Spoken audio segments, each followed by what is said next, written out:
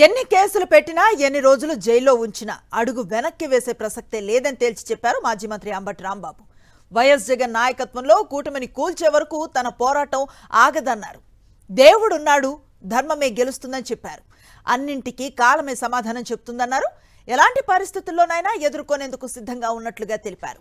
ప్రభుత్వం పోలీసులు కుమ్మక్కై కుట్ర చేశారని, పోలీసుల సమక్షంలోనే తన ఇంటిపై దాడి జరిగిందని చెప్పారు. రక్షించాల్సిన పోలీసులు పారిపోమ్మని చెప్పారని, పారిపోవటం కన్నా చావటం ఉత్తమని పోలీసులకు చెప్పానన్నారు. మాజీ మంత్రి అంబటి రాజమండ్రి సెంట్రల్ జైలు నుంచి విడుదలయ్యారు.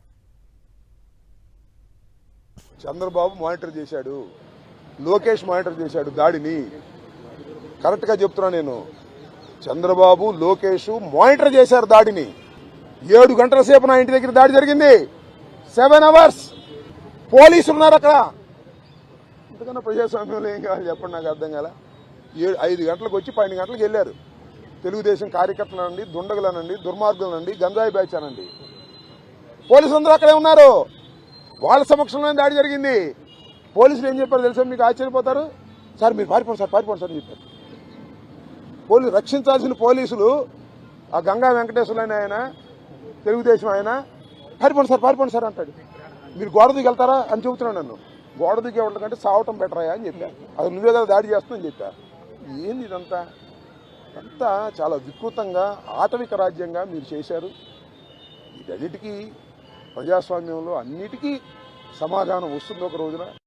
నన్ను జైల్లో పెడితే నేను భయపడతాననుకున్నారేమో. భయపడే ప్రశ్న ఈ అంబటి రాంబాబుకు ఉద్భవించదని మనవి చేస్తున్నా.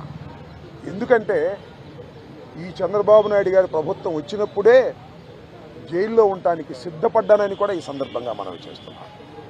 నన్ను హింసించాలని, నన్ను జైల్లో పెట్టాలని చంద్రబాబు, లోకేష్ ఎప్పటి నుంచో ప్రయత్నం చేస్తున్నారు. ఎక్కడో దొరికాను, లోపల పెట్టారు. చూద్దాం, టైం విల్ కమ్ అగైన్. పరిస్థితులు మళ్ళా మారతాయి. రాజమండ్రి సెంట్రల్ ప్రిజన్ నాకు పట్టుదలను పెంచే ఒక శిక్షణా కేంద్రం అని కూడా ఈ సందర్భంగా నేను మనవి చేస్తుంది. మరింత పట్టుదలగా, మరింత కసిగా ఎన్ని కేసులు పెట్టినా, ఎన్ని రోజులు జైల్లో ఉన్నా ఒక్క అడుగు కూడా వెనక్కు వెయ్యను. జగన్మోహన్ రెడ్డి గారి నాయకత్వంలో ఈ కూటమి ప్రభుత్వాన్ని ప్రజాస్వామ్యబద్ధంగా కూల్చేంత వరకు ఈ పోరాటం ఆగదు. ఎన్నిసార్లు జైల్లో పెట్టినా వెనక్కు వెళ్లే ప్రశ్న లేదు. అన్యాయంగా, అక్రమంగా జైల్లో పెట్టారు. నా ఇల్లు దహనం చేయడానికి ప్రయత్నం చేశారు. నా కార్లు బగలగొట్టారు, నా ఆఫీస్ బగలగొట్టారు, నా పెళ్ళాం బిడ్డల్ని తరిమి కొట్టారు, నన్ను చంపడానికి ప్రయత్నం చేశారు, తీసుకొచ్చి జైల్లో పెట్టారు. ఏమైంది? ఏమైద్దని అడుగుతా ఉన్నా. జైలు జీవితాన్ని నేను అనుకోకండి, ఎంజాయ్ చేశాను. ఎంత కఠినంగా ఉన్నా ఎంజాయ్ చేశాను. ఎందుకంటే ఒక రాజకీయ స్ఫూర్తితో రాజకీయాల్లోకి వచ్చినటువంటి వ్యక్తిని నేను.